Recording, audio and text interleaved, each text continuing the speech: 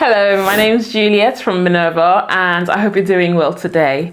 I'm back again with another sew along, and this time we're going to be sewing the Anita Peasant Blouse, which is a sewing pattern by Style Arc Sewing Patterns. And it's actually the same blouse that I have on here.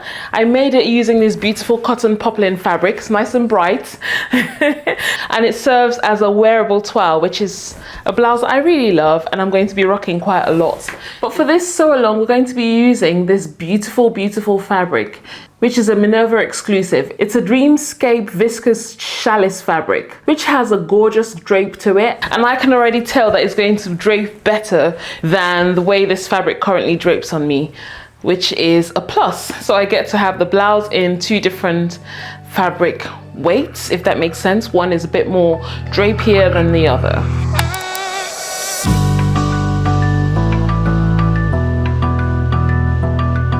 Now along the center front, you can see that I don't have any stitch. I don't have a seam along the center front. However, there's a bit of a V here. I'll show you how I get through that. And there's a bit of a facing as well on the inside, which would need interfacing. So we will need lightweight interfacing for this project. We will need some elastic for the cuffs, right? I like mine a bit, you know, just a little bit there to give that puffy effect. And we'll need matching thread. Before going ahead to stitch the toile of the pattern, I went on the hashtag, which is hashtag SA, which is Style Arc, Anita Peasant Blouse sewing pattern on Instagram.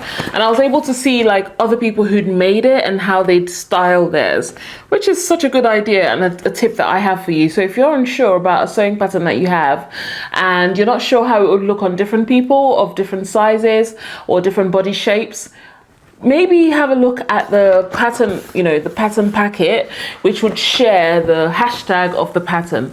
Hashtags would always work on, you know, like Instagram, Facebook, TikTok. You can get an idea of what it looks like on other people and how they've styled it and the different fabrics that they might have used to make theirs. Little tip that I thought I'd share with you, but I think all of that said, now we're ready to get straight onto the project. You can see that this isn't a multi-directional pattern fabric, so every piece has to be placed in the same direction. The pattern comes with very detailed information about sizing and fabric measurements.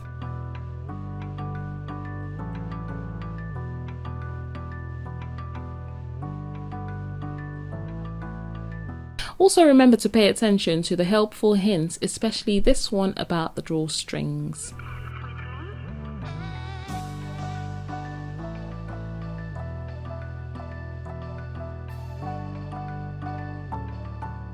With the fabric prepped and cut out, bearing the instructions in mind, transfer all markings, especially the notch at the neckline. It will come in handy later on.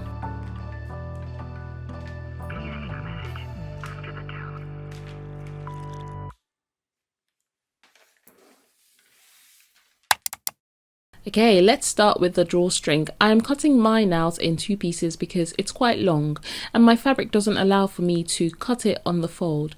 But if you have enough fabric, it's best to cut it on the fold to reduce bulk when threading it through the neck channel later on in the project. So with right sides facing together, I am pinning the short ends of the drawstrings together, which I have to stitch at the machine.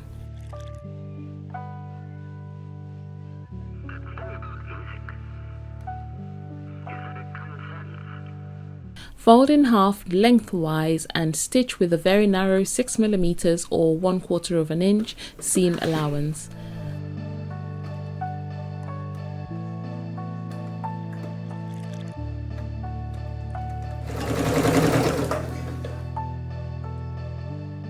Now, after turning it inside out, I'm going to edge stitch along the length of the tie. I'll press it and put it aside for later on in the project.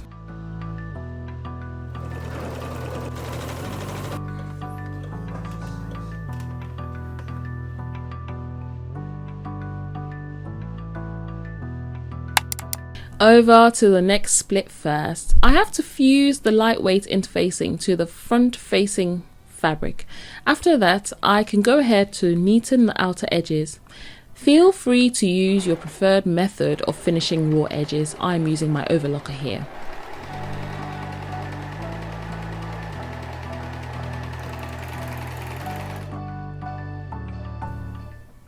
With right sides together, I've pinned the front facing to the front bodice. To make this easier at the machine, I am actually marking the stitch line on the wrong side. It's a narrow 6mm or 1/4 inch seam allowance again.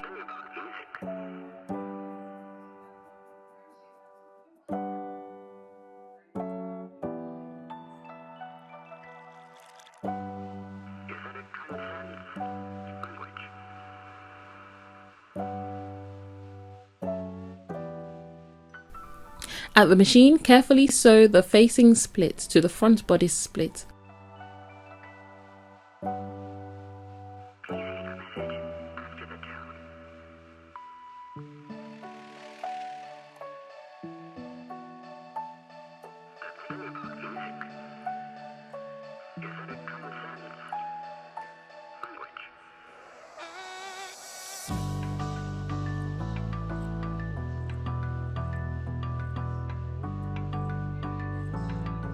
I'm carefully trimming off any excess fabric and snipping as close as possible to the stitch for a clean split when I turn this inside out.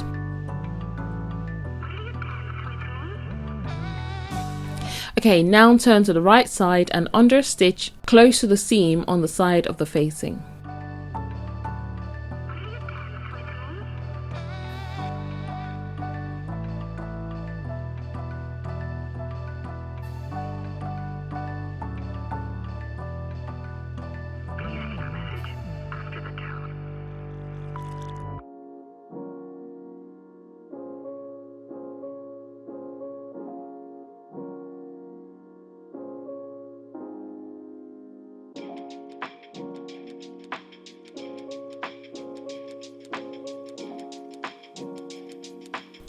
When this is sorted, pin the facing to the body and sew a top stitch around the outer edges of the front facing.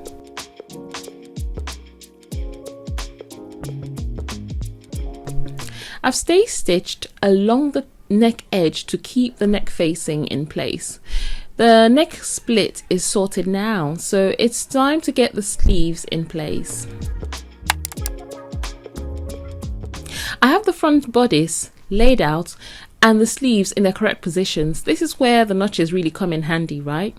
With right sides facing, I'll pin the front armholes to the front raglan sleeve, matching the notches.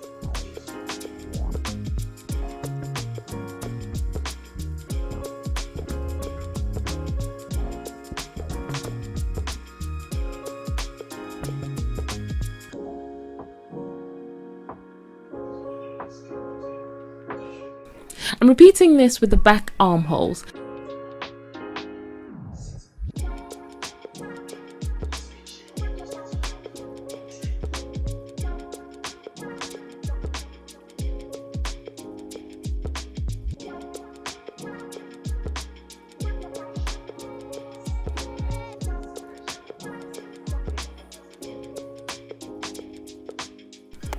Then neaten off the raw edge and press.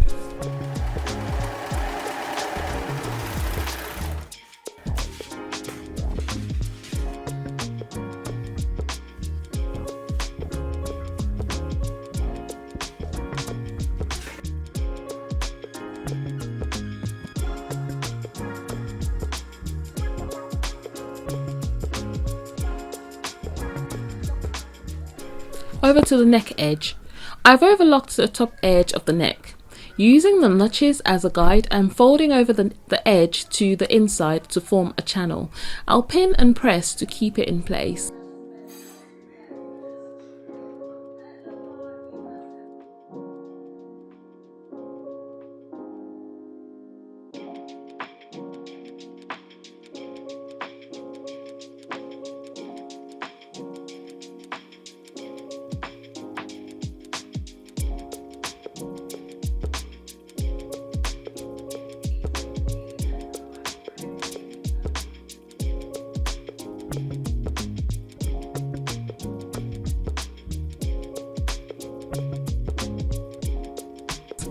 Here, I am stitching along the outer edge to create the channel, leaving the center front open to allow the drawstring to be threaded through.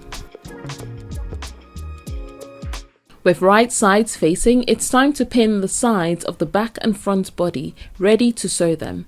I'll be sewing from the hemline up to the underarm and down the sleeve seam, all in one operation. Then overlock and press for a clean finish.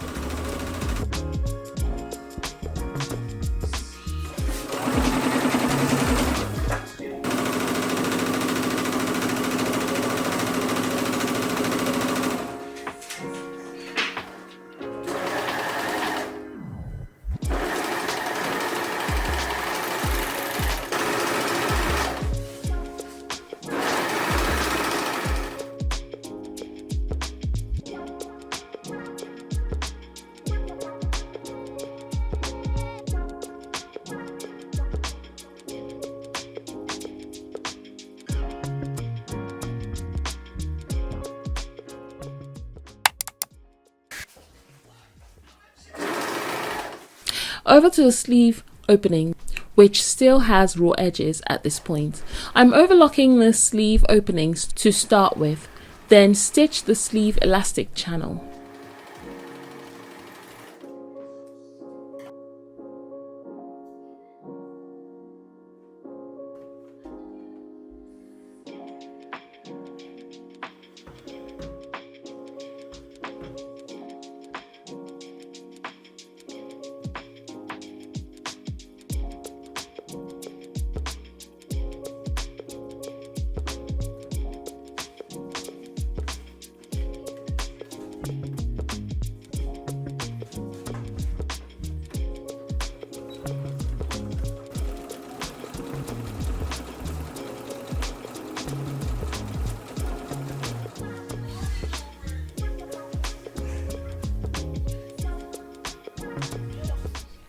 Then I cut the sleeve elastic to my personal width.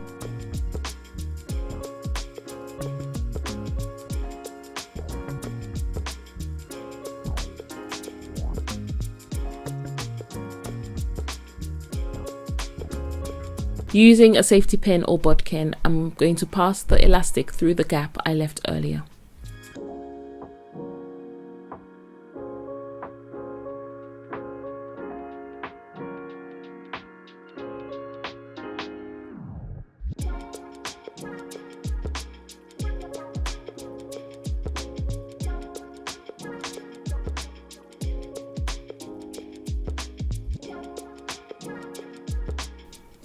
With the elastic inside, I'm laying both edges over each other and securely stitching them together with zigzag stitches.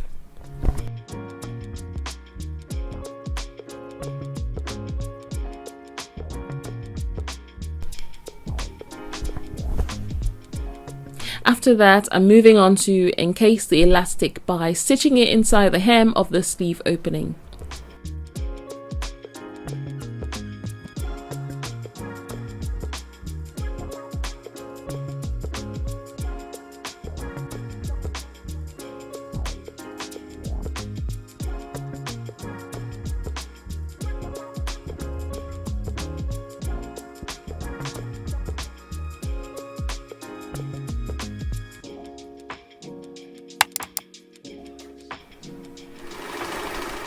To complete the blouse, there are just a few things left.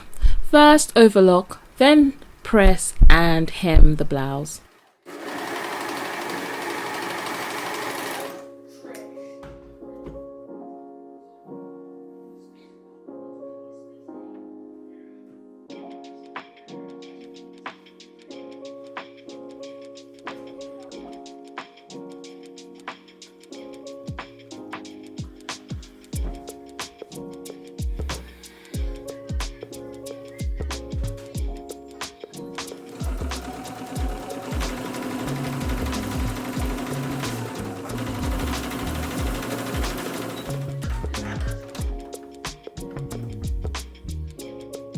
After that, I'll have to locate the drawstring which we stitched at the very beginning of the project, and I'll be threading the drawstring through the channel and out through the opposite opening using a safety pin or bodkin.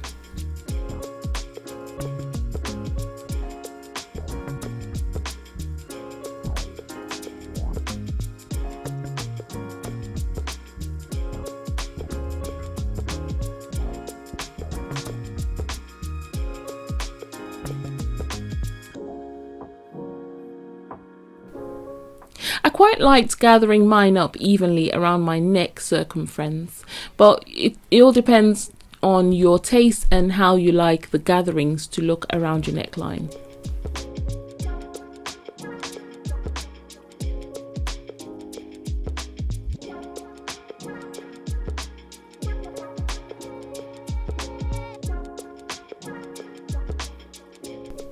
After all of that, I lightly pressed my new blouse, which I'm in love with.